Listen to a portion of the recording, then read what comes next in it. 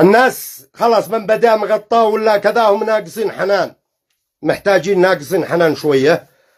أما بالنسبة للكلام الذي تكلموا فيه أو تكلمت فيه هي بالذات، الحمد لله رب العالمين.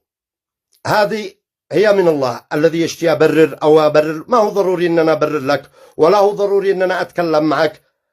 أنا حبا في المتابعين الكرام أنزل ما هو في القلب على من، سواء للمشهورين أو الذي نزل. أنا ما غلط ولا سويت جريمة ولا سويت شيء. انتهت القضية بالمحكمة والقسم، تكلمت من عظمة لسانها. ما فيش إنسان يدخل ويتزوج بلاش، ما فيش. هذه واحدة. تحاكت على البيت وعاد عفشها موجود. هي أنا القضية انتهت بشهر 4، ما عندي أي شيء. إذا في شيء في المحكمة تطلبني للمحكمة، صح ما طلبتني في 7 يوليو في محافظة الحديدة، وكان جاء القسم وحضر الأمين الشرعي وحضروا المحامين، وعندي ما يثبت أرقام المحامين. صاحب البيت تواصلنا معه، قال يا أخي، قالت ما تروح تبيع لأنه قد طوفت، استأجر كل مدة 5 شهور. ما رضت تقعد، أسوي لها. خلاص طلقت وانهيت بأوراق رسمية، وراحت واستلمت مني زد مبلغ مالي، والله يستر عليها ما لاحقت. أما زي ما هي تقول إنها سقطت وإن كانت واحمة، هذا بأمر أبو مختار. وتواصلنا وقلت لهم هذه مبلغ، وحطيته في المستشفى، وقلت له تروح المستشفى تعمل فحوصات وأنا أتحمل المسؤولية.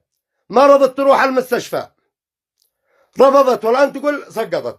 أتحداها وأتحدى كل واحد إنها تصير تعمل فحوصات، وإذا ثبت إنها سقطت أنا أتحمل المسؤولية. بس هو كلام من الشارع، تستغل الرأي العام مثل ما استغلتني، مثل ما شافت وضعي وجدت تتخيل إنه كل شيء إلا استغلال.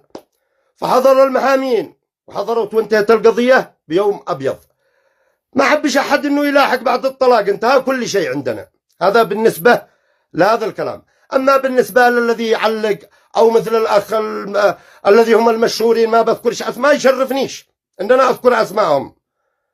الذي يغلط على روحه. أنا تربيت ورباني أبي على عدم أنه أرد الإساءة بالإساءة، وتعرفوني هذا من سابق. ما هو ضروري أبرر لكم، وارضاء الناس غاية لا تدرك، ولا تنسوا الفضل بينكم. أنا ما غلطت عليها ولا ظلمتها، وهي من طلبت الطلاق، وهي بعد ما عيشتها تزوجت وديت ودفعت زلط ونزلتها واستأجرت لها البيت لمدة 5 شهور، وقالت بتعيش عيشة كريمة، ما بش فترة وانقلبت.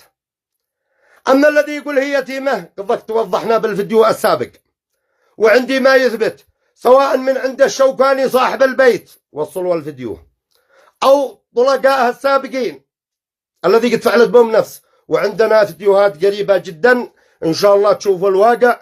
لا تستغلوا، لا تكون تدهاكم عقولكم وتروحوا للغلط وبدون ما تسمعوا من الطرف الآخر. زواج على سنة الله ورسوله، ما فيش واحدة تجيب لاش. والذي يقول بسلاق ذايا، ما فيش مرة تجيب كيس دقيق. فعيب على الإنسان أنه يتكلم بدون أي إثبات. اثبتوا، وهذه حلال.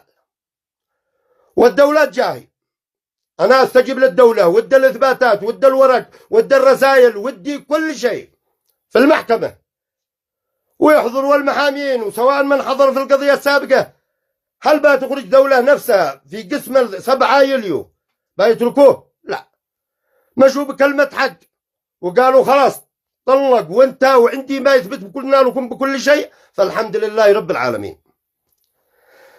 فأنا إن شاء الله بإذن الله، الله معي، أنتم 100 وأنا واحد، بفضل الله، بفضل الحق. هي حبت الشهرة، حبت تستغل الرأي العام، حبت ما تظهر، نزلت. أتحداها تنزل باسمها، وتحداها تقول بأخوها ولا بأهلها، أتحداها، لأنهم عارفين حبت تستغل الرأي العام، مثل المؤذنين الذي معه أذان كباء ويصطق ويصفح. أنتم ناقصين حنان. أما الذي يقول أنا نصاب ولا سارق ولا، عادي، أنا أتزوج، الله حلل 4، أتزوج ما سبرتش الله معاها، الباب يفوت جمل، حلال زلال، انتهى الكلام. عندنا ما أفعل، أتحمل واحدة ما لو هي إنسانة ما ظهرت. فأنا قد به قانون وحضرنا وتمينا وانتهى الكلام، ما بيشبع عندنا أي شيء، فما هو ضروري أبرر لكم الأكثر. فالحمد لله رب العالمين، حبيت أني أظهر للمتابعين الكرام والقضاء، وإن شاء الله أن احنا على محكمة بإذن الله قريبا جدا، وأشياء تثبت وتثبت واقعها وتثبت ما حصل وتثبت بمكان. كل واحد ينطق على ما يشتيه. أي واحد أنا لا أقول له اتغطى وابدب ما شاء ناقص حنان الشعب المطبلين. الحمد لله طلعوا ترند، الحمد لله زادت بالصفحة، الحمد لله رب العالمين. أنا بخير متعافي في نعمة. الحاجة التبرير ما هو بالفيسبوك ولا بالتواصل الاجتماعي، البراءة أو الدليل في المحكمة. إن عندي شيء بتاخذه، وإن عندها شيء بناخذه بالقانون، وانتهى الكلام. وذاك الساعة بايبتان الحقيقة باتبتان، والإنسان يتكلم بعقل وميزان. اسمعوا من الطرفين، مش من قد طبل بدأ يطبطق. هذه مكان، هذه مرسال، هذه مغرض، حسيت بقى انتهى الكلام بيننا، الله يستر عليها.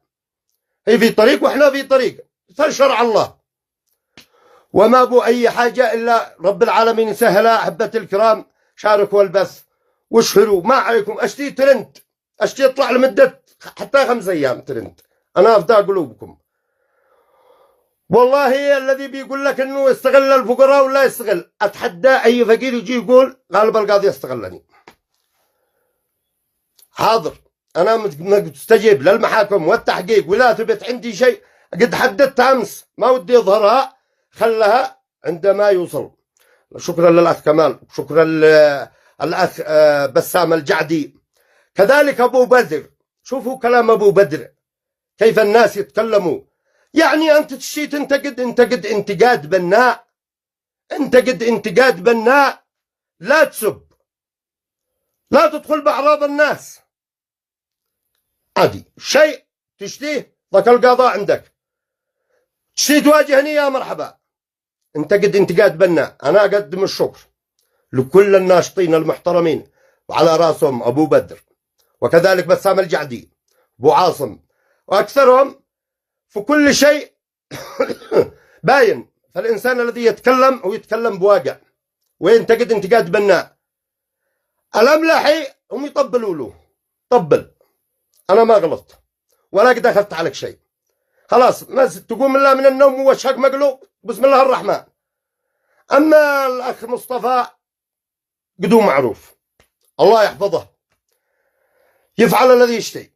أنا أعيد الكلام مرة أخرى للمتابعين الذين دخلوا الجداد، لكم التحية والاحترام. أنا أتحداها تثبت إن كانت حامل، وأثبت لكم أنا إني قد استغلت عدة ناس بهذه الطريقة، وأنا أموري رسمية والقضاء يثبت كل شيء. ابتسامة لكم من قلبي إلى فؤادي، لكم التحية والاحترام.